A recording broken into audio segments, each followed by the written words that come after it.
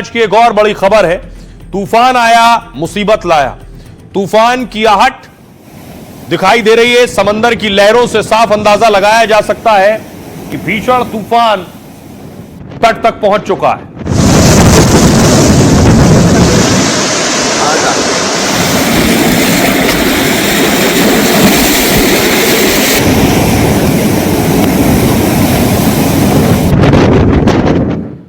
तूफान समुद्र के तट तक पहुंच रहा है, इसलिए देखिए लोगों को वहां से हटाया जा रहा है। समंदर किनारे से जो लोग वहां मौजूद थे, वहां सिक्योरिटी फोर्सेस पहुंचे और समंदर के बीच से लोगों को हटा रहे हैं।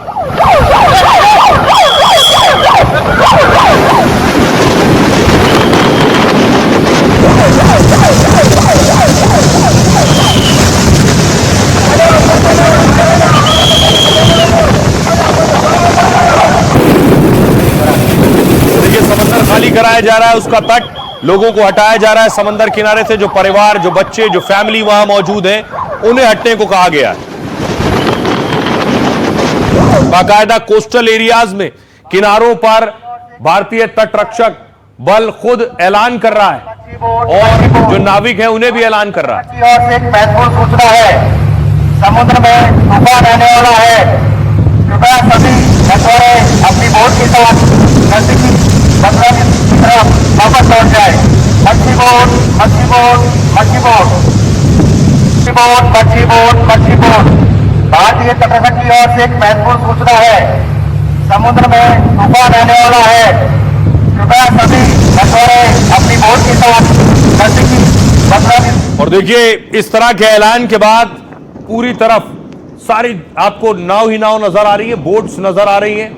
तूफान से पहले की शांति नजर आ रही है। लेकिन ये जो तूफान आ रहा है, ये तूफान देश के कई बड़े शहरों, कई राज्यों को भी प्रभावित करने वाला है। किस राज्य में इस तूफान का क्या असर होने वाला है, ये आपको बताता हूं। सबसे पहले देखिए उत्तर प्रदेश से शुरू कर रहे हैं। उत्तर प्रदेश में तूफान मोथा का असर यूपी में भी देखने को मिल रहा है। लखनऊ, गोरखपुर समेत 11 जिलों में बारिश हो रही है। मथुरा समेत पश्चिमी यूपी के कई जिलों में बादल छा गए हैं। मौसम में बदलाव की वजह से तापमान में कमी आई।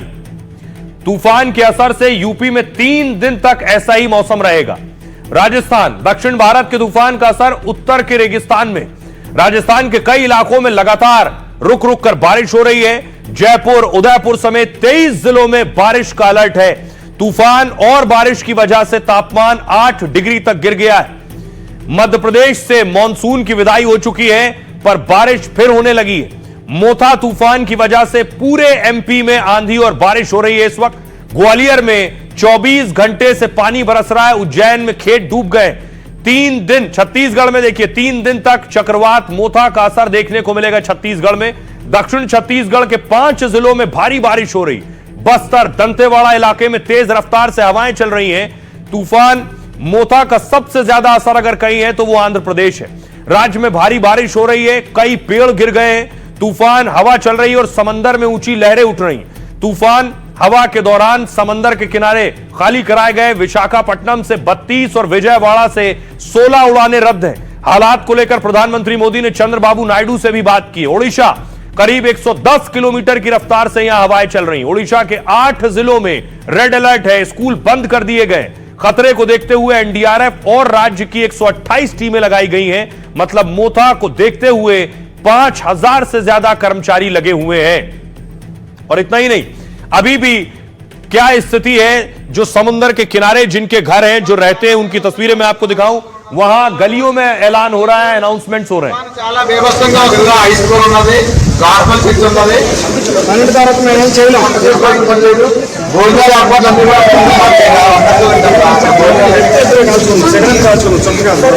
ఫంక్షన్ ఫీజ్ అవుతుంది, లేదా వాళ్ళకి అరెస్ట్ చేయడం కూడా అవుతుంది. కాబట్టి మీరు వెళ్ళకుండా ఊర్లో ఉండండి దయచేసి. इसके अलावा बहुत से घर जो किनारे थे वो ढह गए हैं, क्योंकि समुद्र की लहरें इतनी ऊंची उठ रही हैं जो कई घरों को नुकसान पहुंचाया।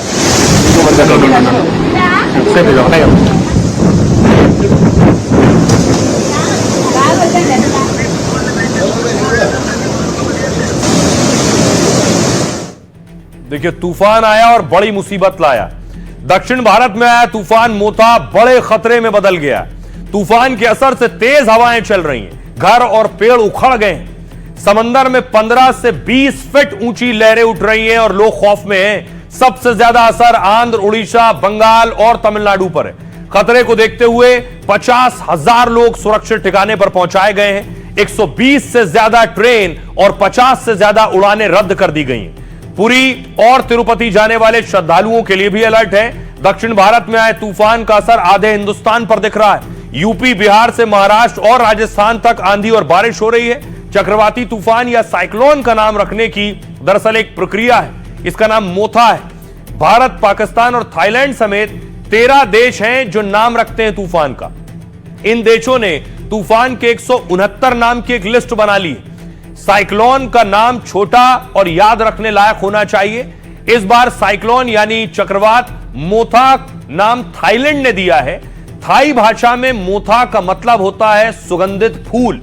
चक्रवात समुद्र के गर्म पानी से बनने वाला घूमता हुआ तूफान होता है। भारत में यह अक्सर हिंद महासागर और बंगाल की खाड़ी में बनते हैं। इसके असर से हवाएं 80 से 120 किलोमीटर प्रति घंटे से चलती हैं। मोथा को सीवियर साइक्लोन यानी गंभीर स्तर का तूफान भी कहा जा रहा है।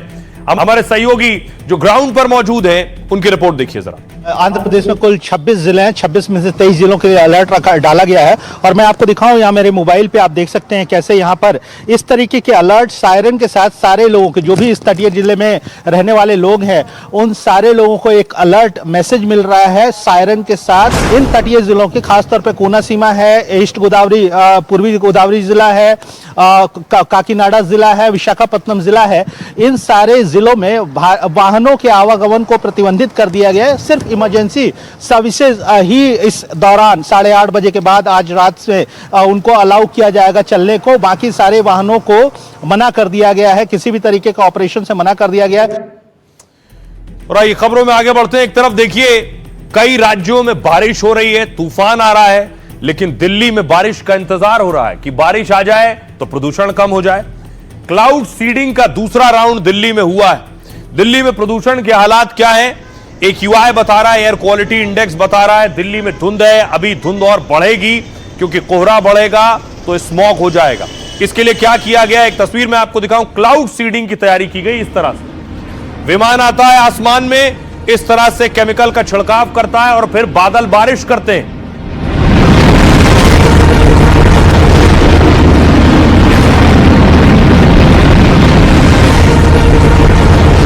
इसके लिए देखिए क्या किया गया है। बाकायदा एक विमान मंगाया गया, छोटा विमान जो कि कानपुर से मंगाया गया, कानपुर आईआईटी से ये दिल्ली आया। ये उस वक्त की तस्वीर है जब ये विमान कानपुर में खड़ा था। उसके बाद मेरठ रुका है, फिर मेरठ होते हुए दिल्ली आया।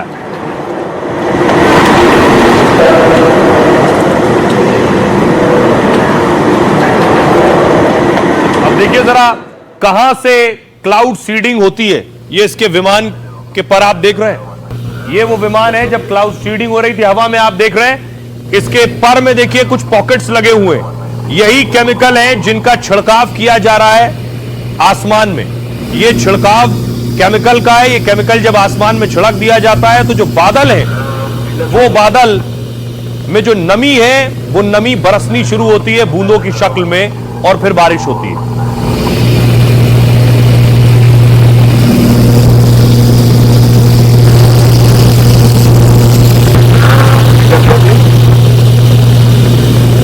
बारिश करने का कृत्रिम तरीका है, आर्टिफिशियल। ये देखिए जब ये विमान टेक ऑफ हुआ है,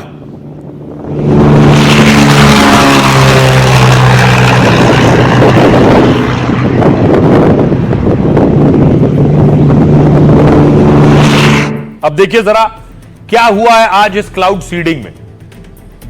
कृत्रिम बारिश के लिए क्लाउड सीडिंग की गई और इसके लिए सेस्ना एयरक्राफ्ट ने कानपुर से उड़ान भरी। दिल्ली में 2 राउंड में क्लाउड सीडिंग का ट्रायल किया गया है।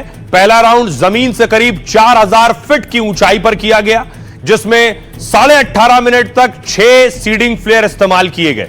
क्लाउड सीडिंग का दूसरा राउंड शाम करीब 4 बजे शुरू हुआ, जिसमें 5000 फीट की ऊंचाई पर 8 राउंड फ्लेयर का इस्तेमाल हुआ।